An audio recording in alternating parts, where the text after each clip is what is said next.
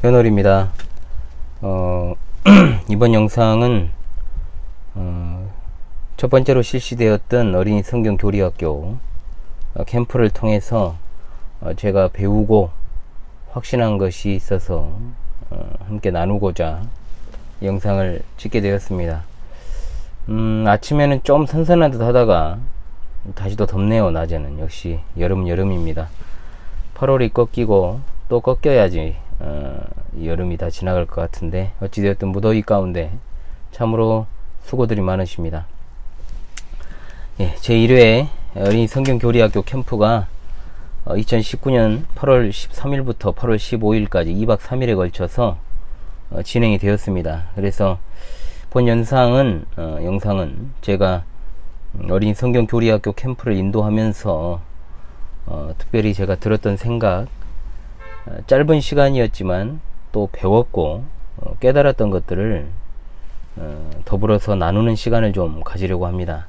무엇보다도 우리 성도님들의 관심과 지원이 없었다면 제가 이번 캠프를 추진하려고 했어도 되지 않았을 것인데, 다시금 이 자리를 빌어서 그러한 마음을 주시고 또한 실행에 옮기게 하신 우리 하나님께 영광을 돌리고, 또한 성도들에게 참으로 감사하다는 말을 전하고 싶습니다. 감사합니다.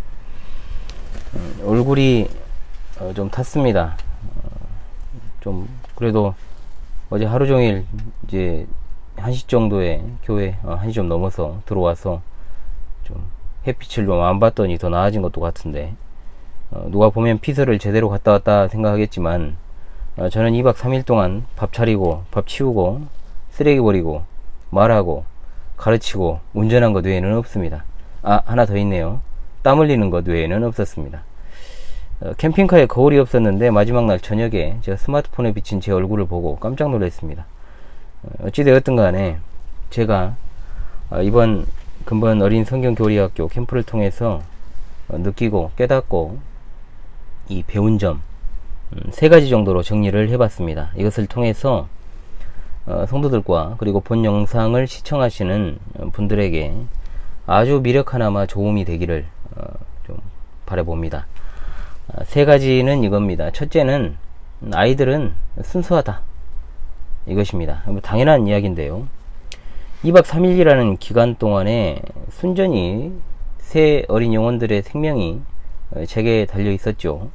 그들을 돌보고 그들을 먹이고 또한 그들의 안전을 지켰습니다. 아이들은 전적으로 2박 3일 동안 저를 신뢰하고 저를 의지하며 저의 지시에 따랐습니다. 서로 간에 장난도 치고 놀이도 하고 여러 활동들을 많이 했지만 아이들은 말로는 표현할 수 없는 무한한 신뢰로 저를 바라보고 있었고 또 저를 의지했습니다. 저는 그 모습 속에서 어른들의 모습을 한번 떠올려 봤습니다. 어른들은 어떻습니까?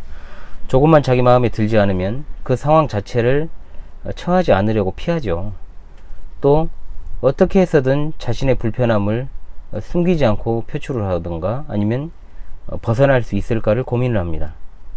그러나 아이들은 함께하는 그 자체만으로도 즐거워했고 또 인도자의 손길을 바라보면서 때론 자신의 마음에 들지 않는 것이 있어도 곧 돌이켜서 인도자의 지시에 순응하는 그런 모습을 볼 수 있었습니다.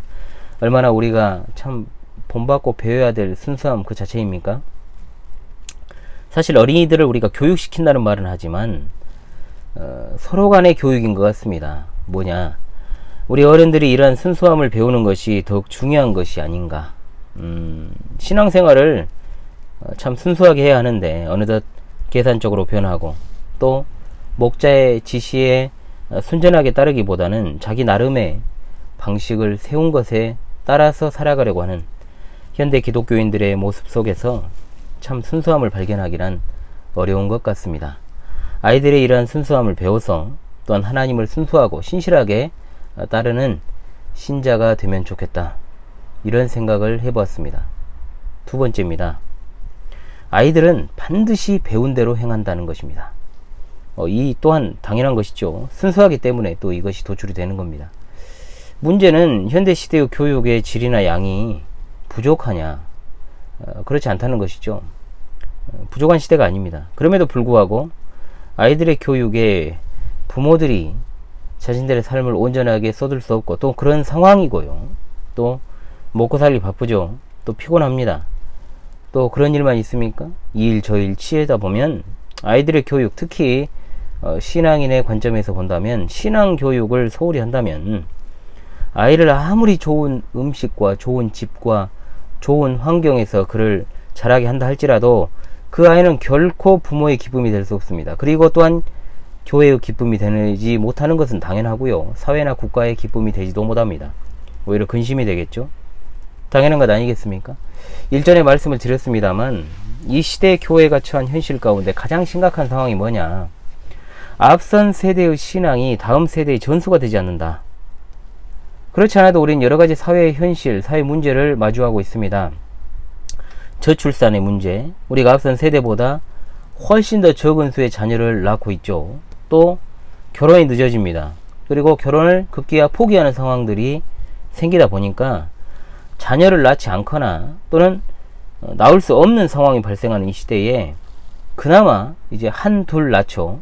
한둘 낳은 그 자녀들을 신앙으로 철저하게 보살피지 못해서 이제 아이들이 어떻습니까?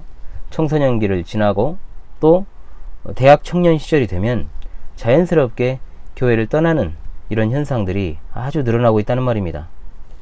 물론 우리 가운데는 특이한 케이스가 있긴 합니다. 신앙이 없거나 또는 별 볼 일 없는 남자가 믿는 자매를 만나는 경우라든지, 또 그 반대로 신앙이 없거나 또 별 볼 일 없는 여자가 믿는 형제를 만나는 경우가 있는데, 이것은 그야말로 극히 드문 현상이고, 저는 신앙이 없거나 별 볼 일 없는 사람을 택하는 사람의 신앙을 신뢰하지 않기 때문에 사실 굉장히 이것은 결혼의 출발부터 불안한 출발이 되는 것이죠. 결혼은 선교활동이 아닙니다. 결혼은 둘이 합하여 한 몸을 이루고 하나님의 뜻을 이루어가는, 이제 자녀를 낳아서 자녀의 직분자로서의 역할을 감당하는 것이 이 결혼에 담겨있는 아주 커다란 문제들이죠. 이 결혼 문제는 다음에 다시 다루기로 하고요. 어찌되었든 간에 이런 출발부터 신앙에 있어서 반쪽짜리 가정이 되기 때문에 신앙이 50%로 쪼개지는 거죠. 그 쪼개져 버린 그 신앙이 다음 세대에 더 낮은 확률로 전달될 가능성이 더 없어지는 겁니다.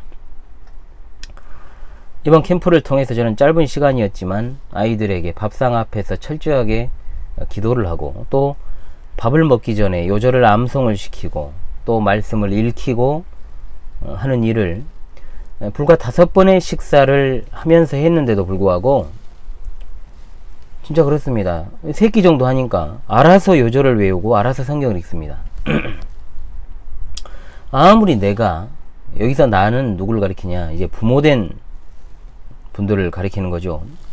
내가 교회를 안 빠지고요, 봉사를 많이 하고요, 신앙생활을 내가 충실히 한다고 해도 개인적으로 내 자녀를 가정에서 철저하게 신앙교육 시키지 않으면, 제가 아니고 칼빈 선생이나 바울 선생님이 돌아와가지고 우리 교회에서 목회를 한다 해도 아이들은 절대로 신앙이 성장하지 않습니다. 제가 캠프를 한 이유는 아이들을 놀게 만들려고? 아닙니다. 전혀 그런 것 아닙니다. 놀게 하는 방법은 많이 있습니다. 저는 그런 방법도 알고 있고요. 다른 것이 아니고 아이들에게 그러한 특히 아이들에게 있어서 먹는 것이 굉장히 중요한 문제 아닙니까? 먹을 때마다 말씀을 암송하고 기도를 하는 것으로부터 신앙은 출발하는 겁니다.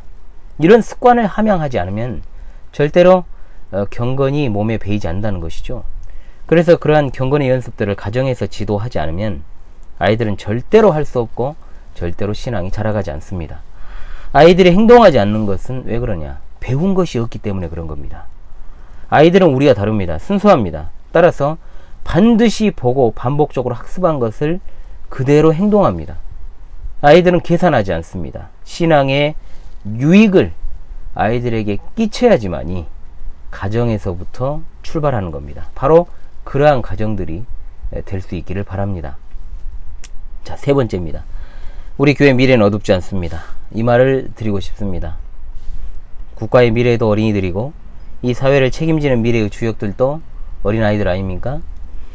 예수님은 한 영혼이 천하보다 귀하다고 말씀하셨는데 제게는 그보다 더 많은 영혼들을 맡겨주셨고, 또 무엇보다 하나님이 장차 이들을 어떻게 사용하실지 모르는 소중한 어린 생명들이 있으니 얼마나 감사한 일인지 몰라요. 물론 이제 우려스러운 점은 곳곳에 있죠. 아이들을 지도하면서 아이들에게 저는 말합니다. 당장 엄마가 없는 내일 하루를 상상하라는 말에 아이들은 눈시울을 붉히고 펑펑 울기도 하고 복받친 어떤 감정의 모습들을 보면서 우리가 비록 남편들이 예수님을 안 믿고 엄마들만 예수님 믿고 또 참 교회에 남자 청년이 없고 아빠가 없죠. 우리 교회뿐만 아니라 대한민국 교회 전체의 문제 아니겠습니까? 아내 혼자 감당해야 될 시련들이 신앙인으로서 참 너무나도 신앙과 삶 전반에 걸쳐 많습니다. 그 현실을 너무나도 잘 압니다. 그래서 더 아이들이 걱정되는 것도 사실이죠. 그러나 하나님께서 주신 기회를 선용한다면 아이들은 어떤 상황에서도 옆길로 나가지 않고 신앙의 정로를 따라 그 인생의 길을 살아가게 될 것입니다. 깨어있는 부모 둘 중에 한 사람만 있다면, 한 사람입니다, 똥밭에서도 향기로운 꽃이 피어날 수 있다. 저는 확신합니다. 깨어만 있다? 그러면 환경은 문제가 되지 않습니다. 하나님의 말씀대로 살아가려고 노력하는 그 모습을 통하여서 자녀들에게로 하여금 보게 하고 배우게 하고 가르친다면 하나님이 내 건강도 지켜주실 것이고 내게 맡겨주신 이 소중한 생명들을 통하여 하나님 나라를 반드시 확장해 나가실 것입니다. 오직 하나님의 은혜의 섭리의 손길, 그것만이 우리가 살아가는 소망 아니겠습니까? 이 부족한 종이, 그리고 깨어있는 여러분이, 그리고 우리 성도들이 진심으로 어린 생명들을 위해 기도하면서 또 주의 교훈으로 양육을 한다면 두려울 것이 무엇이겠습니까? 그 다음은 오직 하나님께 맡길 뿐입니다. 그런 거로 우리 교회는 미래는 어둡지 않고 또한 신실한 주의 종들의 양육을 받고 자라가는 아이들의 미래, 그들의 미래가 곧 교회의 미래가 아니겠습니까? 어둡지 않습니다. 일시적인 이벤트를 저는 굉장히 싫어합니다. 저는 학창시절부터 청년에 이르기까지, 학창시절에 하면은 어린 시절을 제외하고요, 중고등부 때부터 청년을 말합니다. 수련회나 부흥집회에 대한 좋은 기억이 별로 없습니다. 가장 좋았던 기억은 언제냐? 여름 성경학교입니다. 또 주일학교에서 외부로 이제 나가서 성경학교를 진행하거나 수련회를 진행할 때가 참 좋았습니다. 특정한 순간 어떤 강렬한 느낌을 체험하고 또 깨달았다고 해서 사람이 확 변하느냐? 절대 그렇지 않습니다. 우리가 경험으로 알지 않습니까?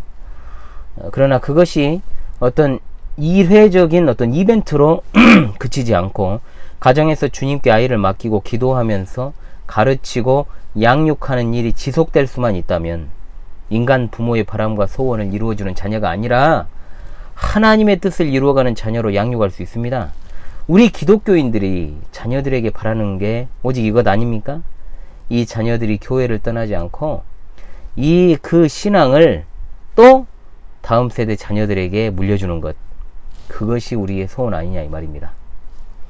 우리는 신앙의 유산을 받았습니다. 어떤 방법으로든 받았죠. 부모님으로부터 받았고 또 어떤 정말로 전도인으로부터 받았고 정말로 지인으로부터 받았으며 교회의 성도들을 통해 받았습니다. 우리 자녀들이 살아갈 세상은 더욱더 험악한 시대입니다. 더욱더 험악한 시대를 맞이할 자녀들에게 그럼 어찌해야 되겠습니까? 몇 갑절로 우리는 그 신앙의 유산을 되돌려 줘야 되는 것입니다. 우리의 소원은 바른 신앙의 계승입니다. 할렐루야. 아멘. 감사합니다.